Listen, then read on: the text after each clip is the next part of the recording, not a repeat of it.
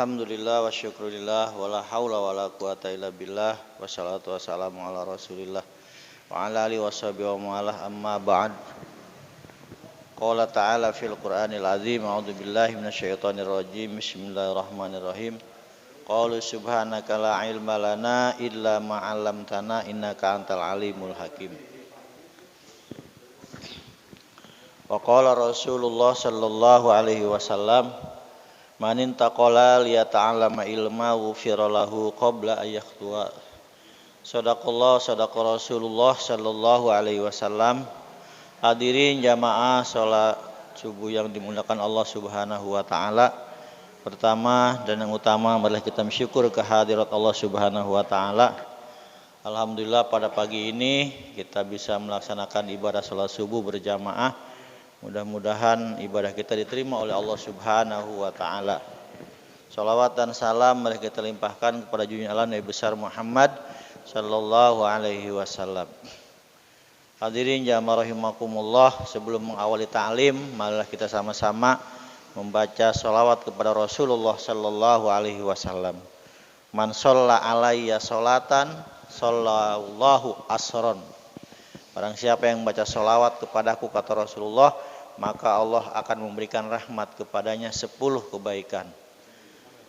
Bismillahirrahmanirrahim. Innallaha wa malaikatahu yusholluna 'alan nabi ya ayyuhalladzina amanu shallu 'alaihi wa sallimu taslima. Allahumma shalli wa sallim wa barik 'alaihi wa 'ala alihi.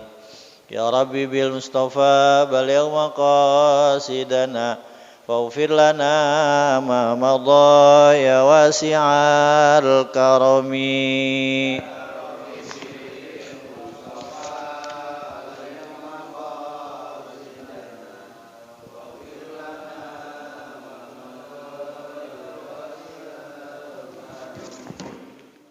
Jadi jamaah rahimakumullah, pagi ini saya akan membahas tentang kegiatan kita tadi malam, yaitu tentang keutamaan bulan Muharram, ya. Karena ini setahun sekali dan ini bulan yang dimuliakan oleh Allah Subhanahu wa taala. Tentunya kita sebagai muslim tentu ya menambah wawasan lah ya. Membawa wawasan apa sih itu bulan Muharram, begitu hebatnya, begitu mulianya, ya. Nanti untuk sitin bisa dibaca setelah ini. Sebelumnya kita akan membahas tentang keutamaan bulan Asyura. Apa saja sih yang ada di bulan Asyura ini, atau di bulan Muharram ini, atau di bulan pertama bulan Hijriah, ya. Allah menciptakan bulan selama setahun itu 12 bulan, tetapi ada 4 diantaranya yang mulia, ya. Muharram, ya. Muharram, Syawal, Dzulqa'dah, Dzulhijjah, Muharram dan Rajab. Nah, kita akan membahas di bulan Muharram. Di sini Abu Les As-Samarqandi. Nah, kitab ini namanya Kitab Tanbihul Ghafilin, artinya Tanbihul Ghafil itu mengingatkan orang yang lupa. Mengingatkan orang yang lupa. Ini karangan ya Al-Alim Al-Kamil Syekh Nasor, ya. Syekh Nasor bin Muhammad bin Ibrahim As-Samarqandi. Beliau mengatakan hadasana Al-Hakim Abul Hasan Ali bin Hasan ini. Jadi an-annya banyak sekali. Jadi ini langsung kepada Rasulullah sallallahu alaihi wasallam. Di sini dibacakan Abul Hasan As-Samarqandi hadasana. Jadi yang meriwayatkan ini hadis Al-Hakim Abul Hasan Ali bin Husain As-Sardadi, hadasana Abu Ja'far Ahmad bin Hatim, hadasana Yaqub bin Jundub an Hamid bin Adam, bukan Nabi Adam, an Habib bin Muhammad an abihi.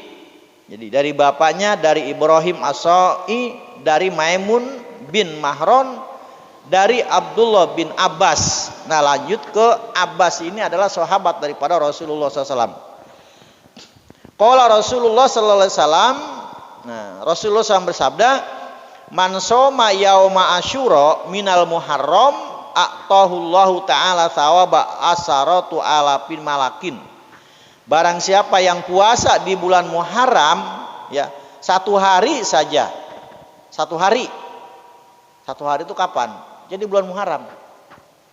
Nah, a'tahullahu ta'ala sawaba asaratu alapi malakin. Kita akan diberikan pahala 10.000 malaikat. Tuh. 10.000 malaikat. Malaikat ya, yang apa itu wayab aluna ma yu'marun, perintah Allah yang selalu dikerjakan, nggak pernah ditinggal, nggak pernah berbuat dosa, itu malaikat. Nah, kita puasa nih di bulan Muharram atau di tanggal 10 bulan Muharram, maka ama Allah akan diberikan 10.000 kebaikan malaikat. Tuh, luar biasa. Kemudian waman soma yauma asyura minal Muharram, ya, u'tiya thawaba asaratu alafi hajin wa mu'tamar. Barang siapa yang puasa, ini dari hadis yang tadi melanjutannya, yang puasa di bulan Muharram atau tanggal 10 bulan Muharram, maka dia akan diberikan pahala 10.000 orang berangkat haji dan kita sekali aja belum. Tuh. Puasa belum, berangkat haji belum kan? Umroh juga belum. Nah, ini puasa Muharram nih. Sama pahalanya berapa kali? 10.000 kali kita berangkat haji. 10.000. Coba bayangin. Dan 10.000 ibadah umroh. Tuh. Luar biasa Pak pahalanya.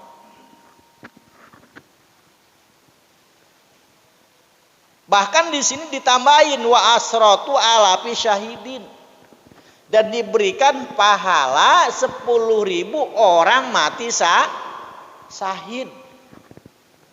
Luar biasa nih pahalanya di bulan. Makanya kata Nabi, tidak ada puasa yang lebih utama setelah bulan Ramadan adalah puasa Muharram. Puasa Muharram, Pak. Dan tidak ada sholat yang lebih baik setelah sholat 5 waktu adalah sholat tahajud. Itu bandingannya.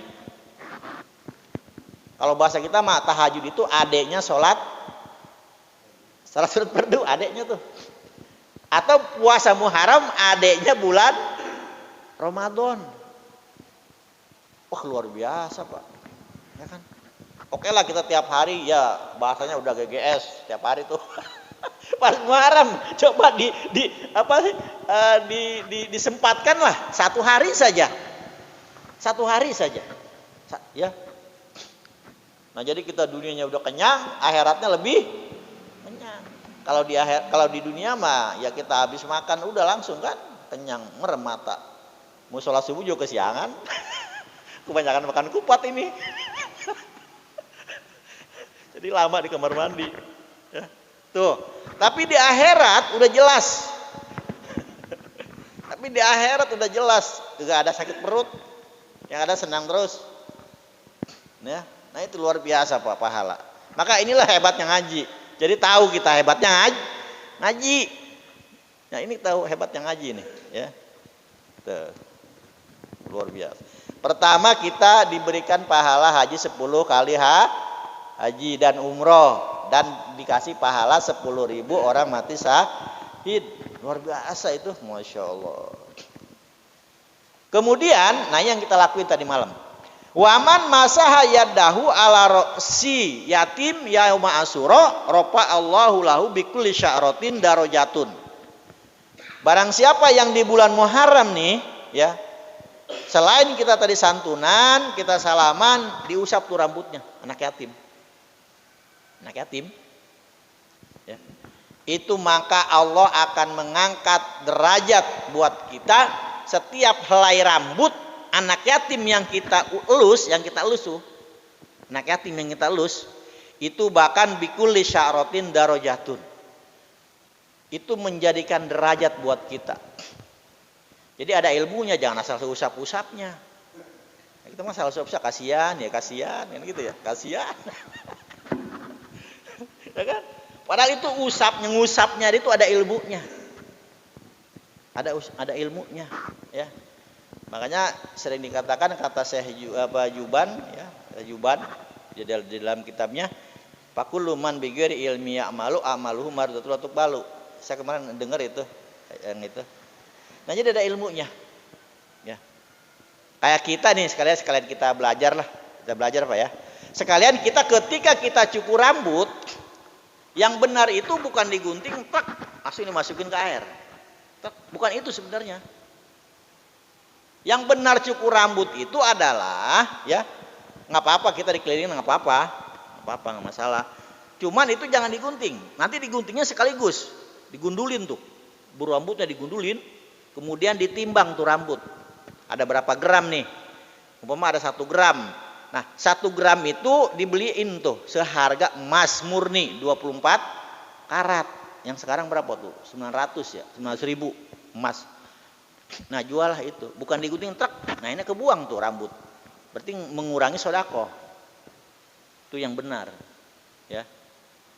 Kenapa harus digundulin bayi? Karena rambut yang dari bawaan lahir itu menurut penelitian dokter itu mengandung penyakit.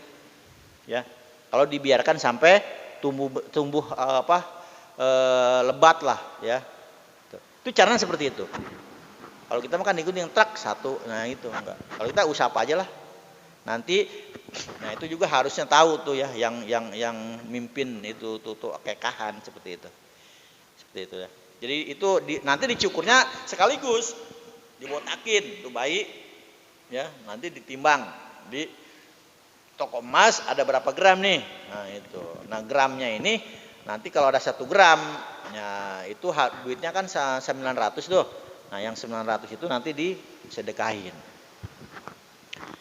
Nah kembali ke anak yatim tadi, anak yatim kita elus dan kita supaya mendapat derajat dari Allah Subhanahu Wa Taala. Jadi rambut yang kita pegang, yang kita usap, itu setiap rambut anak yatim, yaitu mendoakan kita, ya itu satu kebaikan, satu derajat dari Allah Subhanahu Wa Taala. Ya. Ini setahun sekali ini jarang banget ya, setahun sekali. Ya. Kita panggil satu anak yatim. Dek sini dek, kamu anak siapa? Anak si oh almarhum Pak, tarik aja. Gue tak apa ya? Tak panggil aja ke rumah. Ya nggak usah secara formal itu ya, kita sendiri aja nggak apa-apa. Datangin kita ke rumahnya. Oh iya begini ini. Nah, supaya kita dapat derajat. Ya, makanya kalau ada sering saya dengar dong sih, kalau ada kita mau usaha katanya sering anak yatim gitu ya. Ada tuh seperti itu. Nah itu derajat dari Allah Subhanahu Wa Taala, itu benar. Kemudian waman fatara mu'minan lailata asyura, bakaan nama abtara indahu jami'a ummati Muhammadin sallallahu alaihi wasallam. Nah ini hadis makan kupat nih. Benar ini. Barang siapa yang tak kemarin puasa, tadi malam kita prasmanan kan makan kupat tuh. Bareng bersama-sama jamaah. Ini ada Pak. Di sini waman abtoro, yang barang siapa yang puasa Asyura kemudian buka bersama-sama tadi malam ya, itu pakaan nama abtoro indahu jami'a ummati Muhammadin sallallahu alaihi wasallam. Sama dengan kita buka bersama umat Nabi Muhammad. Berapa banyak umat Nabi Muhammad? Wah, jutaan Pak di dunia. Itu sama dengan kita buka bersama dengan seluruh umat Nabi Muhammad sallallahu alaihi wasallam. Yang pastinya umat Nabi Muhammad disebutkan di sini adalah umat yang beriman. Pohara Pak, luar biasa. Ya. Maka terima kasih tuh yang masak tadi malam. Nah ini sekarang baru diomong nih. Terima kasih banget. Luar biasa kan? Masya Allah. Kemudian sahabat bertanya kepada Rasulullah, ya Rasulullah, faddalallahu yauma asyura ala sairil ayam. Kenapa sih? Nah, kenapa sih kalau kata kita mah? Kenapa sih itu yauma asyura atau malam tanggal Muharram itu begitu Allah mengungguli daripada hari-hari yang lain? Kenapa? Ya. Qala ta'ala.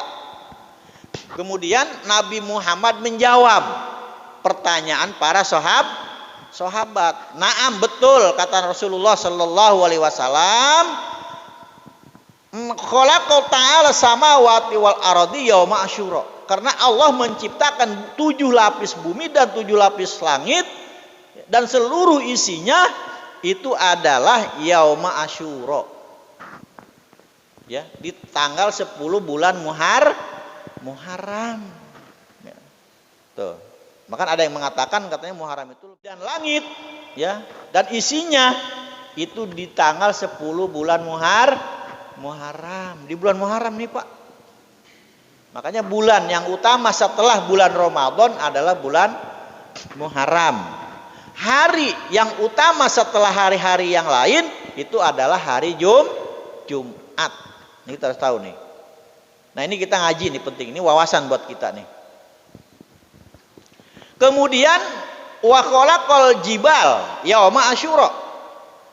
Karena Allah menciptakan 7 lapis langit dan 7 lapis bumi, waktu itu goyang terus, goyang. Ibarat bujangan yang belum punya istri. Goyang terus tuh. Enggak tentu tuh. Tidur aja kagak tentu. Goyang. Ya, goyang, Pak. Akhirnya apa? Diciptakanlah sama Allah itu gunung-gunung, itu paku bumi namanya, benar. Gunung-gunung itu adalah paku bumi. Allah menciptakannya itu bulan Muharram. Luar biasa.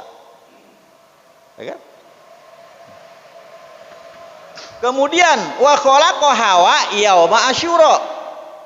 Dan Allah menciptakan Ibu Hawa ya setelah Nabi Adam sendiri di surga sendiri goleng-goleng ke karuan. Kata Allah, "Dam, lu enggak kesepian di surga," bahasanya begitu. Iyalah katanya. Akhirnya diciptakanlah Nabi Adam, Ibu Hawa ya oleh Allah Subhanahu wa taala itu di bulan Asyura, di bulan Muharram ya, tanggal 10 Muharram. Wa khalaqal jannah dan Allah menciptakan surga wa adkhalahul jannah yauma asyura ya. Dan nanti ahli surga masuknya itu adalah di bulan Asyur. Allah menciptakan surga pun itu adalah di bulan Asyura. Waduh, kan luar biasa nih. Makanya luar biasa di bulan Asyura nih. Ya, aturan nih hajinya kita minggu yang lalu nih. Ya. Kemudian wawulida banyak, Pak. Wawulida Ibrahim yauma asyura dan dilahirkannya Nabi Ibrahim bulan Muharram dan diselamatkannya dari api Raja Namrud itu pun di bulan Muharram. Bulan Muharram, Pak. Ini kehebatannya, Pak, bulan Muharram. Wa kasyafal bala'an Ayub. Jadi Ibrahim itu ketika dibakar oleh Raja Namrud yaitu ketika itu adalah diselamatkannya bulan Muharram. Kemudian waqad amaru bidibi yauma asyura wa fada urida minadabi yauma asyura wa ugrika fir'auna yauma asyura dan wa ugrika fir'aun dan apa itu ditenggelamkannya Fir'aun ya. Ketika itu adalah ketika melawan Nabi Musa itu pun adanya di bulan Muharram. Itu, Pak, luar biasa ya. Wa yauma asyura wa wulida Isa fi yaumi asyura. Dan dilahirkannya Nabi Isa di yauma asyura di bulan Muharram. Kalau bahasa Jawa itu Asyura ya. Itu Asyura itu sebetulnya bahasa Arab itu. Kalau kita mah kan Muharram gitu ya. Waropa Allahu Idris wa Isa dan Nabi Isa diangkat ke langit itu adalah bulan Muharram. Ini kehebatan bulan Muharram. Jadi ini kitab membahas tentang keutamaan Muharram.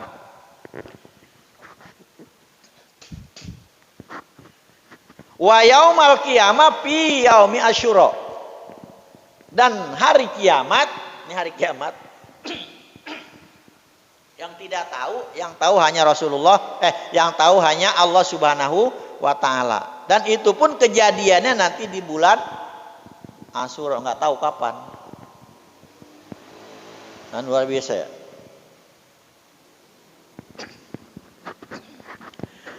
Kemudian hadis berikutnya ini banyak sekali nih.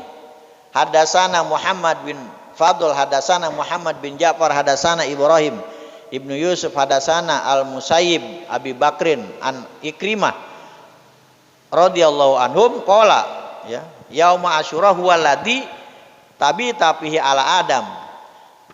Kemudian di bulan Asyura ya, di hari Asyura dan diterimanya taubatnya Nabi Adam. Itu bulan Asyura yang sekian tahun ya Nabi Adam yang enggak ketemu dengan istrinya, akhirnya ditemuinlah di bulan Muharram. Di mana itu?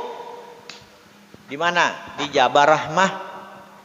Di gunung Jabal Rahmah. Mungkin Pak Irfan udah tahu karena udah ke Mekah. Itu ada di Jabal Rahmah. Ya, dan di situ pertemuannya antara Adam dan Hawa yang sekian tahun belum ketemu di tanah Jam'an, namanya Jabal Rahmah. Makanya Jam'an itu artinya kumpul, ya. Kalau kita yang sering kita lakuin Jam'an itu adalah Jumat. Jumat itu Jam'an.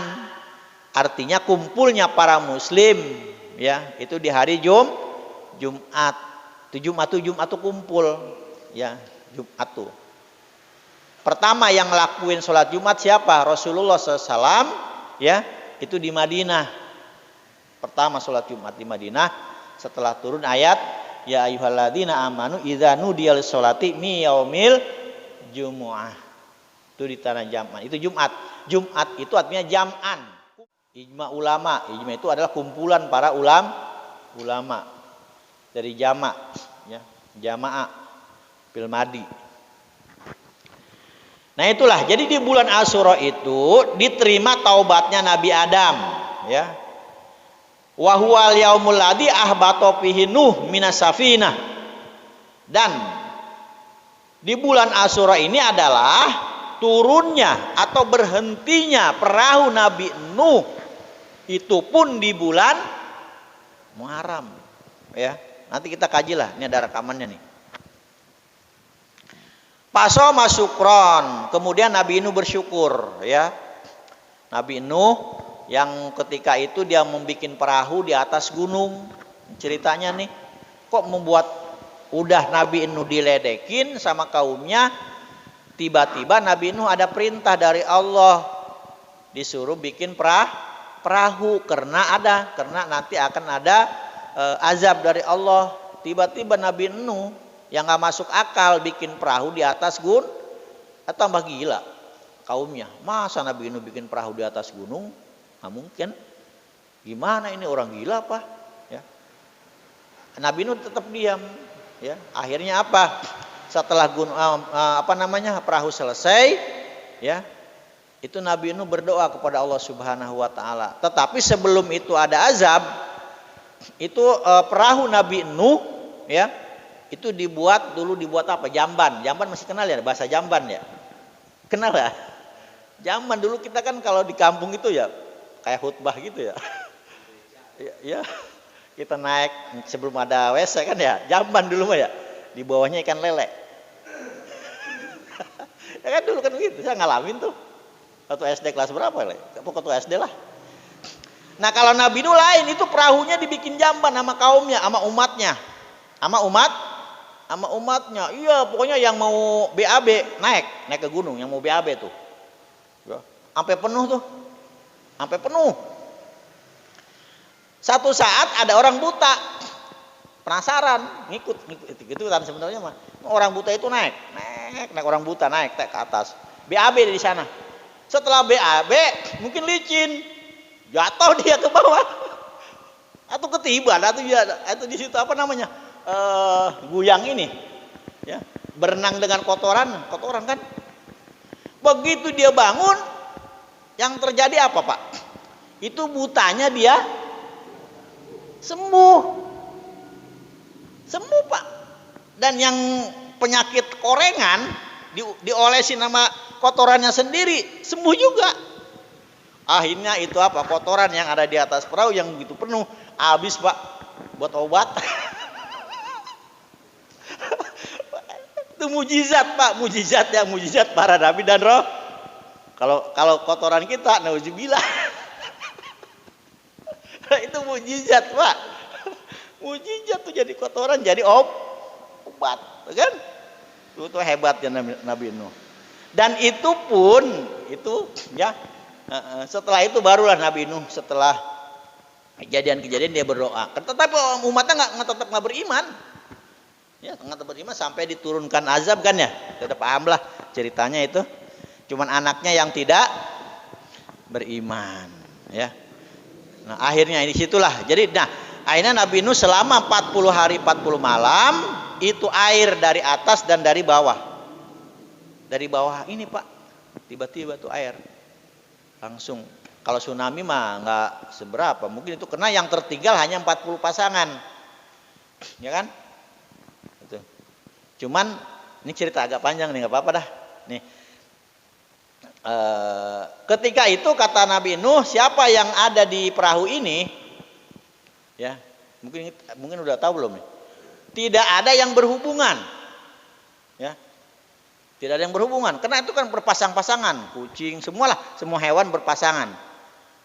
Begitu ada kucing, kalau dulu mungkin ada ini ya, kucing ke belakang ada anjing, lagi apa? Lagi berhubungan. Nah akhirnya dilaporin sama Nabi Nuh. Setelah dilaporin, udah. Akhirnya si anjing setelah laporin belum disidang tuh, keluar lagi. Tiba-tiba kucing lagi sama lagi gitulah. Akhirnya saling laporin tuh. Nah akhirnya dikutuk Nabi siapa? Nabi Nuh. Kalau kamu katanya nanti kalau memang berhubungan, anjing katanya susah dipisahin Pak katanya. Benar nggak? Nah itu kutukan di zaman Nabi Nuh itu. Nah kalau kucing, kalau kamu nanti kawin, itu nggak punya adab. Orang lagi tidur, gerbug gitu kan ya, di atas itu. Nah itu kejadiannya di zaman Nabi Nuh itu. Saling laporin antara anjing dengan kucing. Kalau anjing nggak bisa dipisahin katanya, saya nggak tahu tuh. Cerita doang. Kalau kucing udah tahu lah, ya kan? Nah itu kejadiannya di zaman Nabi Nuh. Saling laporin tuh. Kata Nabi Nuh dilarang jangan berhubungan. Ya, nah itu. Jadi 40 pasangan lah. Nah, itulah di perahu Nabi. Udah ya. Kita doa bersama-sama. Astagfirullahaladzim. Allahumma sholli wa sallim ala sayyidina Muhammadin fil awwalin wal akhirin wa barik wa sallim bi sahabati Rasulillah ajmain. Amin. Alhamdulillahirabbil alamin. Hamsyakirin hamdan yu'affinika fi mazidah.